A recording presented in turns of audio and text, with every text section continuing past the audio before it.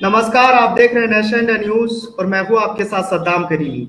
बिहार की सियासत कुछ अलहदा रंग दिखा रही है क्योंकि लगातार जिस तरीके से कल दूसरे चरण का मतदान शांतिपूर्ण माहौल से खत्म हुआ। हालांकि कुछ जगह से ईवीएम की भी खराबी की खबरें आई, लेकिन लगातार जिस तरीके से तेजस्वी की जो लहर दिख रही है वो बिहार की जनता इस बार सत्ता परिवर्तन के साथ साथ सामाजिक परिवर्तन भी जो है कर, क्योंकि लगातार जिस तरीके से लोग बढ़ चढ़ कर मतदान करने में हिस्सा ले रहे हैं, वो खासकर पहले चरण के मतदान से दूसरे चरण में मतदान प्रतिशत का भी इजाफा हुआ। लेकिन तीसरे चरण का मतदान 7 नवंबर को होने हैं और इसको लेकर बड़ा दिलचस्प नजारा देखने को मिलेगा। और लेकिन जो सियासत उठापटक चल रही है, जो उथल पुथल हो रही है, इसी को बारीकी से समझने के लिए, सिलसिलेवार तरीके से समझने के लिए आज हमारे साथ दो बेहद खास मेहमान मौजूद हैं।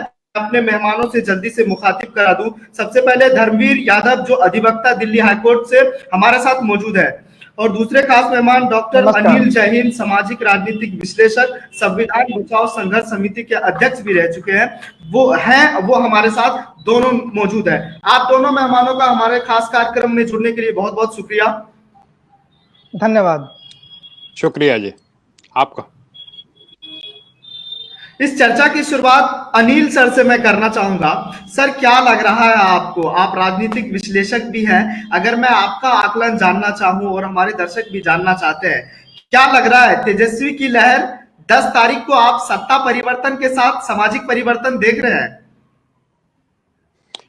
देखिए, ऐसा है कि हम लोग पिछले 30-40 साल से बिहार की राजनीति को बहुत नजदीकी से देख रहे हैं, और एक दौर था 1990 वाला जब मंडल आयोग की सिफारिशें लागू हुई थी, और काफी समय तक जो सामाजिक एकता जो पिछड़ों में थी, अदर बैकवर्ड क्लासेस में थी और दलितों में थी, और जो अकलियत के हमारे भाई थे, ये एक बहुत जबरदस्त से गठजोड़ बना था।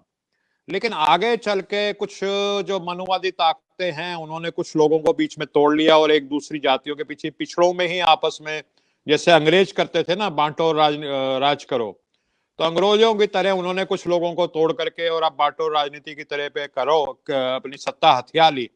लेकिन अब जो रिपोर्ट आ रही है पिछले 10-1 साल से जो गड़बड़ थी, वो उससे हट करके अब एक अभूतपूर्व एकता जो मैंने कभी 1990 के दशक में देखी थी, दलितों के बीच में, जो अन्य पिछड़ा वर्ग के बीच में, जो अकलियत के बीच में, वो एक अभूतपूर्व एकता अब दोबारा से नजर आ रही है। और मुझे लगता है कि परिणाम जो 1990 के दशक में लालू जी जब मुख्यमंत्री हुआ करते थे, उस समय रहते थे, उससे 21 ही होने जा रहे हैं, उससे कम नहीं होंगे। तो ये मेरा आकलन है, जमीली है, और काफी लोगों से मैं लगातार संपर्क में हूं। धर्मवीर सर, मैं आपके पास लौटना चाहूंगा क्योंकि जिस तरीके से तेजस्वी यादव के जो जनसभा में जो उमड़ती भीड़ दिखती हुई नजर आती है, क्योंकि पहले चरण के प्रचार के दौरान देखा गया, दूसरे चरण के चुनाव प्रचार के दौरान देखा गया, तीसरे चरण में भी काफी जोर शोर से चुनाव प्रचार कर रहे हैं। और खास तौर पर एक चीज बहुत बेहद समझना बड़ा दिलचस्प है, क्योंकि वो लालू यादव का भी प्रचार करते जनसभा जो किए हैं, रिकॉर्ड तोड़े हैं। अगर ये भीड़ वोट में तब्दील होता है तो लग रहा है आपको सरकार बनती हुई नजर आ रही है? कि भीड़ जो आ रही है ना, वो वोट में कन्वर्ट नहीं होगी। ये जो पूरा एक आप देखेंगे मीडिया में ये बात है कि ये भीड़ है, ये वोट में कन्वर्ट नहीं होगी, ये हेलीकॉप्टर देखने आ रही है। तो अगर भीड़ ऐसे ही हेलीकॉप्टर देखने आ रही है तो बाकी 30 मंत्री भी उड़ रहे हैं भाजपा के, भारतीय जनता पार्टी के 30 मंत्री उड़ रहे हैं, प्रधानमंत्री उड़ रहे हैं, नीतीश कुमार उड़ रहे हैं, उनके भी हेलीकॉप्टर हैं। मोदी जी के पास तो 8,600 करोड़ का विमान है, उसको ही लेके आ जाएं, जनता उसी पे वोट दे दे। तो भीड़ जो है, भीड़ नहीं है, वो जनता है। वो जनता जो है त्रस्त हो चुकी है। 15 साल के नीतीश कुमार के शासन से जनता त्रस्त है, और अब इस बार जनता बदलाव चाहती है, और बदलाव के लिए वो भीड़ आ रही है।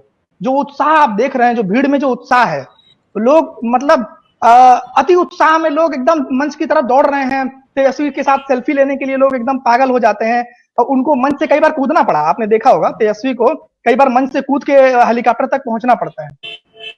12-12, 15-15, 19-19 सभाएं। अभी मैंने सुना कि तेजस्वी ने रिकॉर्ड बनाया, 19 सभा की उन्होंने एक दिन में।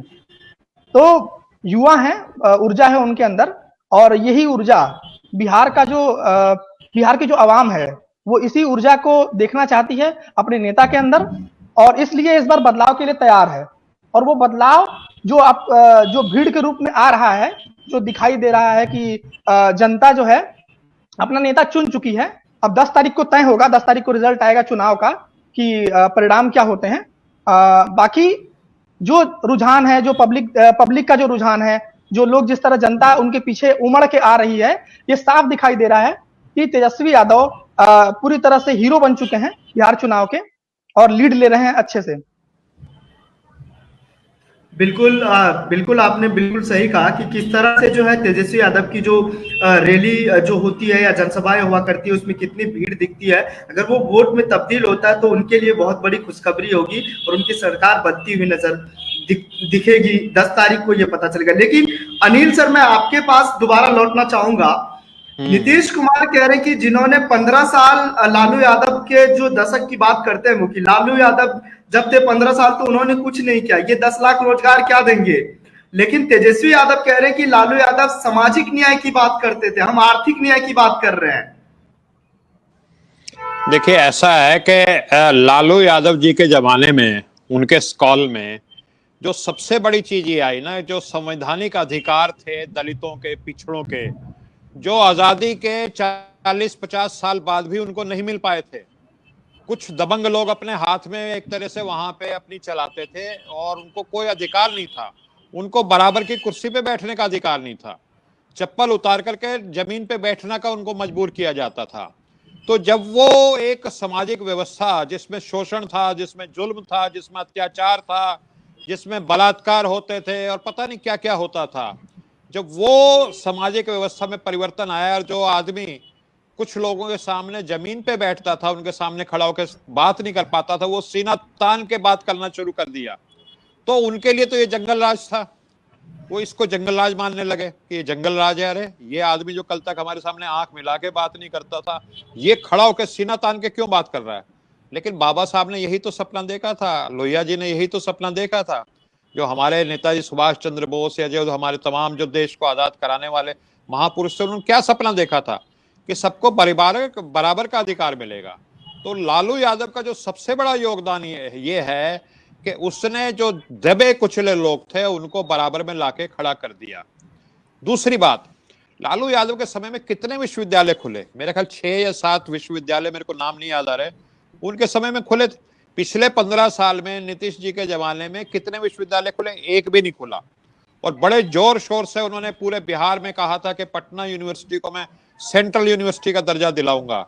और प्रधानमंत्री आए और उसके सामने उन्होंने भाषण दिया रिक्वेस्ट का कि जी आप पटना यूनिवर्सिटी को सेंट्रल यूनिवर्सिटी का दर्जा दीजिए, और वो बिल्कुल उनको नकार के चले गए। बहुत बड़ी बेइज्जती हुई नीतीश कुमार की। नीतीश कुमार ने अपने घर पे खाना रख रखा था मोदी जी का, वो खाना भी खाने से इनकार कर दिया उन्होंने। तो मतलब वो डबल इंजन की सरकार है। वो इंजन तो कोई, दोनों ही इंजन बेकार हैं। कुछ सेंट्रल का ना, तो जो पैकेज का मोदी जी ने पिछली बार वायदा किया था अपने चुनावों में, वो पैकेज पूरे कराए। मोदी जी ने 2015 के चुनाव में ये भी कहा था कि नीतीश कुमार ने 35 घोटाले किए हैं और सत्ता हमारी आए तो नीतीश कुमार के ऊपर मुकदमा चला करके इसको जेल में सड़ाएंगे। वो अब 35 में 25 और जुड़ गए, 60 घोटाले हो गए। अब मोदी जी उनका नाम भी नहीं ले रहे। तो वो जो जमाना था लालू जी के जमाने में, एक हर आदमी अपना सीना तान करके स्वाभिमान से जीना शुरू कर दिया। ये एक बहुत बड़ी उपलब्धि है, ये छोटी उपलब्धि थोड़ी है। और अब ठीक है, आर्थिक न्याय की भी बात होती है, सीढ़ी दर सीढ़ी होती है। 15 साल पहले बिहार में कितना टैक्स आता था और बिहार सरकार के पास कितना पैसा होता था, उसका बजट कितना का था। आज उससे 10 गुना ज्यादा टैक्स आ रहा है बिहार सरकार के पास। ठीक है, बहुत ज्यादा टैक्स है, बहुत ज्यादा बजट है, उसके बावजूद भी कुछ नहीं कर पा रहे नीतीश जी। उन्होंने बहुत सीमित बजट में चमत्कार करके दिखाया था लालू जी ने। तो ये असलियत है और जनता जो है वो अब समझ चुकी है। 15 साल से ये जंगल राज का डर और ये डर वो डर दिखा करके इन्होंने अदानी अंबानी को सारे एयरपोर्ट कर दिए, सारी नौकरियों का प्राइवेटाइजेशन कर दिया। जनता को बेवकूफ थोड़ी है। वो लिंकन ने कभी कहा था कि कभी आप सारी जनता को एक बार बेवकूफ बना सकते हो और कुछ जनता को हर बार भी बेवकूफ बना सकते हो, लेकिन पूरी की पूरी तमाम जनता को हर बार बेवकूफ नहीं बना सकते। तो वही बात है। अब ये सोच रहे 15 साल से हम बेवकूफ बना कर हो गया 2-3 बार। अब जब जनता को पता लग गया कि ये राम मंदिर और ये पाकिस्तान और ये कश्मीर, इससे कुछ नहीं होने वाला, हमें रोजगार चाहिए, हमें पेट में रोटी चाहिए, हमने अपने बच्चों के लिए शिक्षा चाहिए। जबकि बुखार से बच्चे मर जाते हैं, 200 रुपए की 500 रुपए की दवाई की कमी की वजह से मर जाते हैं। हमें अपने बच्चों के लिए स्वास्थ्य सेवाएं चाहिए। अब वो जो बुनियादी और असली जो जरूरतें इंसान की होती हैं उस समय, और ये जो जुमलेबाजी से वो हट रहे हैं। 2 करोड़ का नौकरियों का वायदा किया था मोदी जी ने पिछले 6 साल में, हर साल के हिसाब से 12 करोड़ नौकरी कहाँ मिली? 12 लाख भी नहीं मिली। 15-15 लाख का तो सबको पता ही है, क्या बताया जाए, उसको क्या दोहराएं। और सबसे बड़ी जो जुल्म हुआ है, जो अभी पिछले 6 महीने में जो ताजा है, कई बार होता है कि जो पुराने जख्म होते हैं वो भर जाते हैं, आदमी उनको भूल भी जाता है। लेकिन 6 महीने पहले देश में सिर्फ 100 मरीज थे कोरोना के।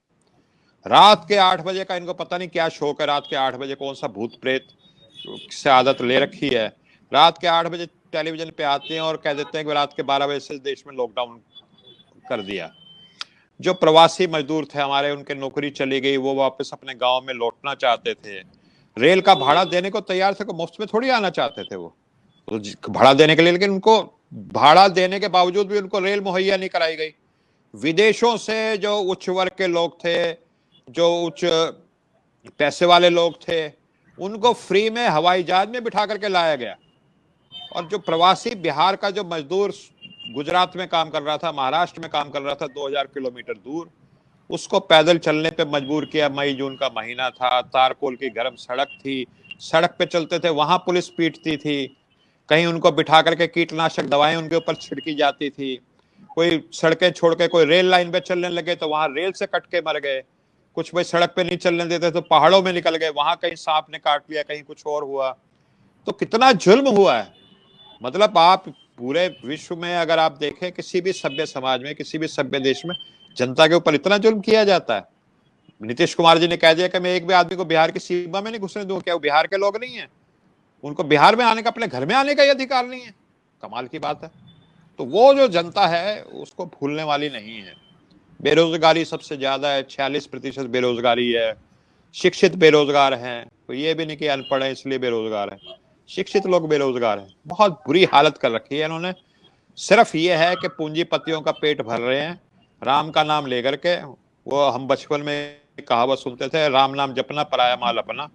तो वही काम हो रहा है, राम नाम जप रहे हैं और जो पैसा है देश का, देश को कंगाल कर रहे हैं, बेच रहे हैं। और गरीब जो है बेचारा मर रहा है, उसको अपनी मेहनत का पैसा भी नहीं मिल पाता। ये हालात है। तो लोग इसी हालात से तंग आकर के इस बार सरकार को, अब एक चीज देखिए, कभी सुना था आपने, हम भी 40 साल से तो बिहार की राजनीति को बहुत नजदीक देख रहे हैं, मुख्यमंत्री की सभाओं पे कभी कोई प्याज फेंक रहा है, कोई उनको नारे लगा रहा है, ऐसा होता है कभी? कभी नहीं हुआ। अभूतपूर्व। ये किस लिए हो रहा है? ये इसलिए हो रहा है कि लोगों के ऊपर ना, उनको जानवरों की तरह, इन्होंने इंसान ही नहीं समझा, उनको जानवरों की तरह उनके साथ व्यवहार किया गया है, इसलिए हो रहा है ये। वो गुस्सा है लोगों के अंदर, वो नीतीश कुमार की सभा में निकल के आ रहा है। और तेजस्वी की सभा में देखिए क्या जोश है नौजवानों में, किस तरह से उछलते हैं। वो जोश बढ़ा रहा है कि नौजवान कुछ करना चाहता है। ये क्रांति की निशानी है। और मेरा ख्याल लगता है जो बिहार से जो क्रांति शुरू होगी, और ये उल्टी गिनती शुरू होगी मोदी की भी, उसके बाद मोदी, इसके बाद कोई चुनाव नहीं जीतेगा देश में। आप ये मेरी आज रिकॉर्डिंग है, आप नोट करके रखिए, ये अंत है। अब समझ गए लोग जी। बिल्कुल सही कह रहे हैं आप कि किस तरह से जो जनता का आक्रोश है नीतीश कुमार के खिलाफ। चाहे मैं इससे पहले का बात करूं, इससे पहले जो है एक बार जो है इसके ऊपर जो है, मतलब कल मधुबनी में प्याज फेंके गए, पत्थर के टुकड़े फेंके गए, मुजफ्फरपुर में काले झंडे दिखाए गए, और उसके बाद कई रैलियों में लालू जिंदाबाद, तेजस्वी जिंदाबाद के नारे लगते हैं। तो ये साफ तौर पे जाहिर होता है कि किस तरह से नीतीश कुमार के खिलाफ लोगों का आक्रोश है, गुस्सा है। लेकिन धर्मवीर सर, मैं आपके पास दोबारा लौटना चाहूंगा। नीतीश कुमार अब पारिवारिक हमला भी करने लगे हैं तेजस्वी यादव पर। आपको लग रहा है ये हार की बौखलाहट है? बिल्कुल, ये हार की ही बौखलाहट है। आदमी जब वैचारिक रूप से खाली हो जाता है, खोखला हो जाता है, जब उसके पास विचारों से लड़ने की आजादी नहीं होती और वो जो क्षमता नहीं होती, जब उसके पास तर्क नहीं होते, तर्क खत्म हो जाते हैं, तो आदमी पर्सनल जो है हमले करने लगता है। परिवार पे हमले करना, व्यक्तिगत बातें करना, राजनीति व्यक्तिगत आक्षेपों के लिए नहीं बनी है। वो आदमी जो आदमी 15 साल से मुख्यमंत्री है, 15 साल से लगातार जो आदमी मुख्यमंत्री है, उस आदमी के पास जनता से बात करने के लिए कोई मुद्दा नहीं है। लगातार जो है नीतीश कुमार फ्रस्ट्रेटेड दिख रहे हैं एकदम। लगातार लालू जी के परिवार पे हमला करना, लालू जी के कितने बच्चे थे उस पे हमला करना, और जनता के ऊपर फ्रस्ट्रेट हो जा रहे हैं। जो लोग लालू जिंदाबाद के नारे लगा रहे थे, अभी आपने बताया उनकी रैली में, उनको उन्होंने कहा कि वोट मत देना है तो मत दो, जहां जाना है वहां जाओ। ये एक लोकतंत्र में एक मुख्यमंत्री जो 15 साल से मुख्यमंत्री है, वो जनता से ऐसे बात कर रहा है कि यहाँ पे जहां जाना है वहां जाओ, वोट मत देना है मत देना। मतलब ये एरोगेंस, मतलब एक लोकतंत्र में जनता के सामने ऐसा एरोगेंस, मतलब वो खुद समझ गए हैं कि उनकी हालत खराब है चुनाव में, और इसलिए वो व्यक्तिगत आक्षेपों पर उतर आए हैं। और पहले उन्होंने 10 लाख जो रोजगार की बात की थी तेजस्वी यादव ने, जो इस बार का सबसे खास मुद्दा है बिहार चुनाव का, 10 लाख सरकारी नौकरी का जो वादा है, वही सबसे हिट मुद्दा है इस बार, जो मुझे लगता है। एक युवा होने के नाते मैं महसूस कर सकता हूं कि सबसे बड़ा जो मतलब जो मास्टर स्ट्रोक खेला है तेजस्वी यादव ने, कि वो बीजेपी का जो पूरा जो सांप्रदायिक खेल खेलने का तरीका है, कि वो एकदम इमोशनल मुद्दे उठाना, राष्ट्रवाद, तो सैनिक, तो ये, तो पाकिस्तान, तो कपड़ों से पहचान कर लेते हैं, तो लालू जी का जंगल राज, ये सारा क्या है? ये सब फर्जी मुद्दे हैं, हवाई मुद्दे हैं, और ये जमीन पे नहीं है। भाई 15 साल पहले का नौटंकी आप कर रहे हैं अभी भी। अपनी बात करिए ना, अपनी बात करिए। आप 15 साल से क्या कर रहे थे? आपके पास आप अपनी बात नहीं करते कि आप अपने पिछले 3 कार्यकाल में लगातार आपने क्या किया है, जनता को क्या दिया है। आप अभी भी वही फर्जी बातें करके लालू जी का जंगल राज नहीं था। दरअसल पहली बार अकलियत का राज आया, पहली बार गरीब गुरबों का राज आया, पहली बार दलितों का, पिछड़ों का, अति पिछड़ों का, महादलितों का, अल्पसंख्यकों का जमाना आया पहली बार। उसको ये जंगल राज बोलते हैं। इनके लिए तो आपको पता ही है कि राम राज क्या है। जब ये राम राज बोले तो राम राज का मतलब सिर्फ क्या है? कुछ गिनी चुनी विशेष जातियों का राज, जो उच्च जातियां तथाकथित कही जाती हैं। भारत में जो तथाकथित उच्च जातियां हैं, उनका राज हो तो इनके लिए राम राज है। और दलित, पिछड़ा, अल्पसंख्यक, आदिवासी, इसका राज आते ही जंगल राज आ जाता है। तो इसलिए लालू जी का राज इनको जंगल राज लगता है, और इनको शर्म आनी चाहिए। मतलब मैं तो खुल के बोल रहा हूं कि भारत के प्रधानमंत्री को शर्म आनी चाहिए कि भारत के प्रधानमंत्री 6 साल से प्रधानमंत्री हैं, बिहार चुनाव में रैली पे रैली कर रहे हैं दिन रात, लेकिन उनके पास एक मुद्दा नहीं है जनता के सामने, जन सरोकार का मुद्दा, जिस मुद्दे पे वो बात कर सकें। महंगाई की बात की नरेंद्र मोदी ने, महंगाई का जिक्र करते हैं वो अपनी सभाओं में? कभी नहीं। बेरोजगारी की बात की, जो जुमला इन्होंने फेंका था 2 करोड़ रोजगार का, उसमें से 2 रोजगार नहीं मिला। अभी अनिल जैन सर जो कह रहे थे 2 करोड़ रोजगार की बात करके आए थे मोदी, जुमला फेंक के, 2 रोजगार नहीं मिला। और कंडीशन ये है कि रोजगार छीन लिया गया है। आप डेटा पता करिए, लॉकडाउन के दौरान लाखों लोगों की नौकरियां जा चुकी हैं। और इनके जो जन विरोधी फैसले रहे हैं लगातार, नोटबंदी हो, चाहे जीएसटी हो, चाहे जिस तरह से इन्होंने मतलब आनंद फानंद में लॉकडाउन कर दिया बिना कोई असेसमेंट किए, उसका जो परिणाम बिहार की जनता ने भुगता, उसकी तस्वीरें देख के कलेजा कांप जाता है। 1500 किलोमीटर, 200 किलोमीटर पैदल चलते लोग, बच्चे मर गए, रास्ते में मजदूर मर गए। और ये आदमी, मतलब भारत का प्रधानमंत्री, चुनावी रैली में क्या बात कर रहा है? भारत माता की जय, तो नारे, तो चीन का मुद्दा, पाकिस्तान का मुद्दा। अरे भाई, बिहार एक राज्य है, भारत का एक राज्य है, वहां राज्य का चुनाव हो रहा है। स्टेट के चुनाव से ये तय नहीं होता है कि भाई आर्मी क्या करेगी क्या नहीं करेगी। आप सेंट्रल गवर्नमेंट में हैं, आप प्रधानमंत्री हैं, आर्मी आपके अंडर में है, सब कुछ आपके अंडर में है। तो पाकिस्तान और चाइना और दुनिया भर का जितना संभालना है आप संभालिए ना, बिहार को तो बिहारी संभालेगा। और बिहारियों ने इस बार तय कर लिया है कि आपका टिकट गुजरात में कटेगा। आपको जैसे आपने गुजरात से धक्के मार के भेजा था बिहारियों को, उसी तरह इस बार बिहारी आपको धक्के मार के गुजरात भेजेंगे। इस बार बिहारियों ने जो ये जज्बा दिख रहा है ना, मैं खुल के कह रहा हूं कि जो ये जज्बा दिख रहा है इस बार, जो युवाओं में जो पागलपन है तेजस्वी को लेके, वो गुस्सा है। वो सिर्फ जो है किसी ऐसे नहीं पैदा हुआ है कि वह किसी पॉलिटिकल पार्टी के प्रति अचानक से ऐसा पागलपन हो गया है। ये 15 साल का गुस्सा है, ये लॉकडाउन के दौरान हुई मौतों का गुस्सा है, ये जो यातनाएं मजदूर वर्ग ने झेली हैं उसका गुस्सा है, जो किसान आत्महत्या लगातार कर रहे हैं उसका गुस्सा है। और नरेंद्र मोदी ने 2014 में जो सपना दिखाया था, पब्लिक को बेवकूफ बनाया था अपने जुमलों से, जो सपना दिखाया था 15 लाख काला धन और तमाम जो वादे किए थे 2 करोड़ रोजगार, तो वो सारे वादे फुस हो चुके हैं। 6 साल बहुत बहुत लंबा टाइम होता है और इस सारे मुद्दों पर नरेंद्र मोदी फ्लॉप हैं। उनके किसी भी चुनावी रैली में आप ध्यान दीजिएगा, उन्होंने कभी महंगाई की बात नहीं की, उन्होंने कभी बेरोजगारी की बात नहीं की। वो घूम फिर के बस वही उनका जो है, मतलब उनका जो स्टीरियोटाइप एक है उनका, कि वो हमेशा कि भारत माता की जय बोलने वाले नहीं। कौन भारत माता की जय नहीं बोलता है भाई साहब? इस देश का हर नागरिक भारत माता की जय बोलता है, इसमें गर्व महसूस करता है। राष्ट्र के हर नागरिक को भारत माता से प्रेम है। आप ठेका ले लिए हैं, भारत माता का ठेका सिर्फ आपके पास है, और तेजस्वी आ जाएंगे तो दिक्कत हो जाएगी, तब भारत माता की जय नहीं लगेगा नारा। देश आप चला रहे हैं, पाकिस्तान संभालिए, आप चाइना संभालिए, वहां तो संभला नहीं आपसे कुछ, वहां से तो संभल नहीं पा रहा है आपसे। और बिहार जो है, बिहार को बिहारी संभालेगा इस बार, और बिहार को तेजस्वी संभालेगा, बिहार का युवा संभालेगा। इस बात को बिहार की जनता चीख चीख के कह रही है, सभाओं में हाथ उठाकर नारा लगाते हुए जो युवा हैं। आप देखिए तेजस्वी के एक एक वाक्य पे, एक एक सेंटेंस पे, एक एक नारे पे लाखों लाख लोग अपना हाथ हिलाकर समर्थन करते हैं उनका। और अब तेजस्वी का वो फेवरेट स्टाइल भी हो गया है, वो जहां भी जाते हैं वो ऐसे हाथ हिला के संकल्प दिलाते हैं, और वो पूरा हिट चल रहा है एकदम। तो मोदी जी बिल्कुल सही कह रहे हैं आप, किस तरह से, बिल्कुल सही कह रहे हैं आप कि किस तरह से तेजस्वी अगर जनसभा को संबोधित करने जाते हैं तो ठेठ बिहारी भाषा में वो बिहारी से बात करते हैं, उनको समझाते हैं, उनको बोलते हैं, और उसके बाद जो वो कहते हैं कि आप लोग जो है मतलब बदलाव के मूड में वोट करें। लेकिन चलते चलते एक सवाल अनिल सर से मैं जानना चाहता हूं। सर, तेजस्वी यादव भी अपने जनसभा में बार बार ये कह रहे हैं कि 9 तारीख को जो है लालू यादव की रिहाई है, 10 तारीख को नीतीश कुमार की विदाई है। आपका आकलन? देखिए, ये तो तय है, 10 तारीख को परिणाम गिनती शुरू हो जाएगी सुबह 8 बजे से 12-1 बजे तक रुझान पता लग जाएंगे।